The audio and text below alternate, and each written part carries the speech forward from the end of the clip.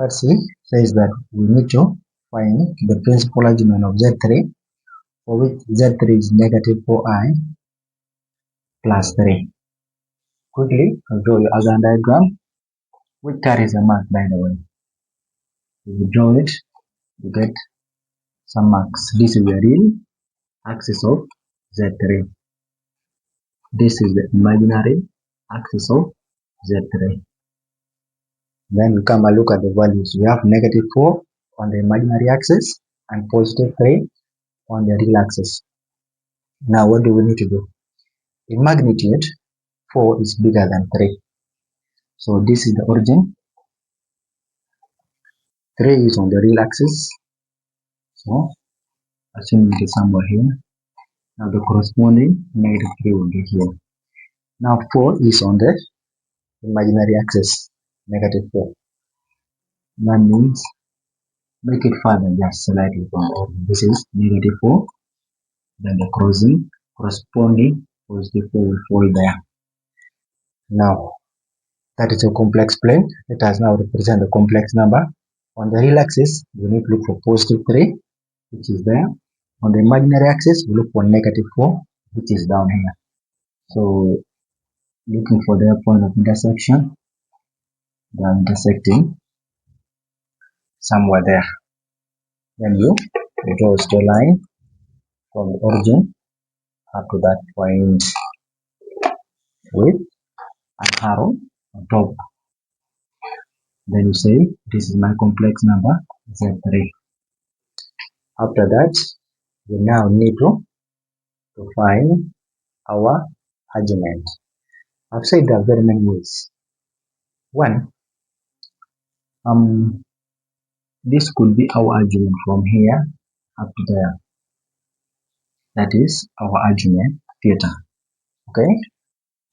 You can even tell that this angle is going to be big because we shall have here 90, 180 here, 270 plus other small angle which we do not know. That will give us the argument, correct? But somebody could also just start by measuring it clockwise from here. Somebody could just measure it clockwise like this. Remember, as long as you are measuring from the positive x-axis, it doesn't matter whether you are going anti-clockwise or you are going clockwise. Which one is easier for us to do? Measuring it clockwise is easier. Why? Because we only have a very small portion of the angle that we need to calculate. And that gives us the principal argument straight. Or we could first come and get this small angle and then we add it to the non-standard angles and then we get the argument. And from there, we can go on. We subtract it from 360 degrees and then it gives us the remaining small angle, which is a principal argument that fits in the given range. So what can we do? Let me continue the same way that we have been doing. So this is 90 degrees, this is 90 degrees, this is 90 degrees. But now we don't know this small angle here. That means we need to extract this triangle. It will look like this, straight. This one goes there, then this dotted lines. So this is where 190 degrees fall, our right angle triangle. That small angle is here, up here. Now let us get the distances now. From here up to down is negative 4. From here up to down is negative 4, but we shall indicate 4, the number of units. And then from here up to there, from here up to here is the same as from origin up to 3. So it's going to be 3. This is the small angle we are looking for. Let me call it B. Now, opposite to the angle is 3. So this one becomes our opposite. Adjacent to the angle is 4. This one becomes our adjacent. The longer side is what we are calling the hypotenuse. Then you come to a principle of solve.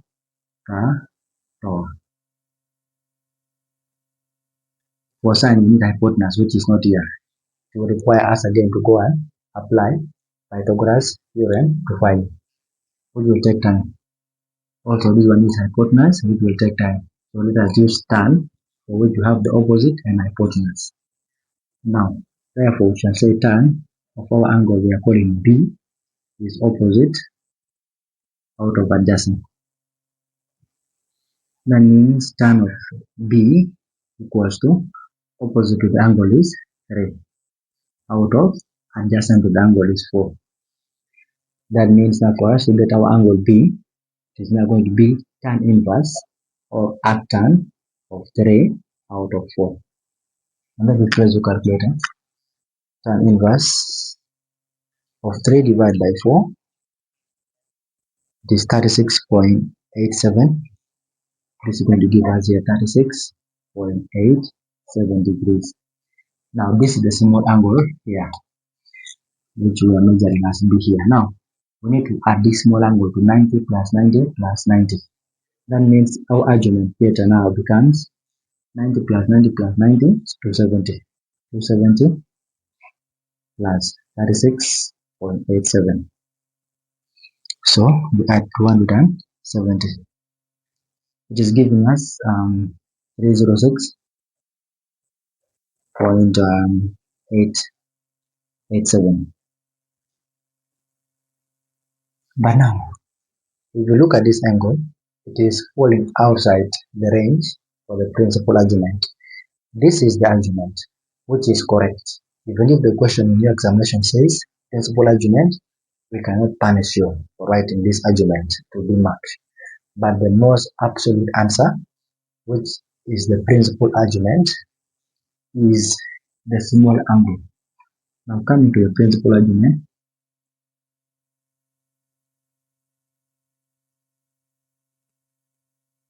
now the principal argument is just the angle which will fall in this range. So what do?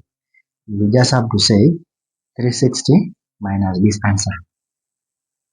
360 minus the answer. It gives us 53.13 degrees. But now we are going to say it is negative. Why? Because we are going to measure it clockwise. So now the principal argument arc of Z3 is going to be negative.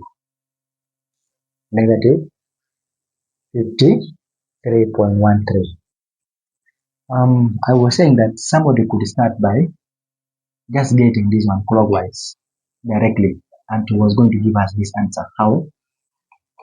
Let me get a small section here to get the alternative. We're just going to extract this small triangle, which looks in this format. Look like this. This one vertical straight, then the hypotenuse is in that manner. And then this is the small angle that we are going to look for. Let me call it maybe B. And then from here up to down here is 4. From here to down there is 4. And then from origin to there is 3. So opposite to the angle, this one becomes the opposite. This one becomes the adjacent. This one becomes the hypotenuse. But now we cannot use sine or cos because the mid hypotenuse which we don't have. So let's use tan. So we are going to say tan of B equals to opposite out of adjacent. This equals to what is opposite is 4 out of 3. This is still tan of B. That means here now B becomes tan inverse of 4 out of 3. Let me play the calculator. Tan inverse of 4 divided by 3 is 53.13. 53.13 degrees. Now that is the angle. But now we need to tell the direction from which we measure the angle from the positive x-axis. Now the angle is clockwise. Therefore, the argument arc Z3 is going to be negative 53.13. The purpose of the negative is telling us that, okay, it was measured from the positive x-axis, but clockwise, downwards. This one is positive. That tells us that it was measured from the positive x-axis, but anti-clockwise, which is upwards. So this is the solution to part C, and this is the overall solution to example 2. We shall be going to example 3. Thank you.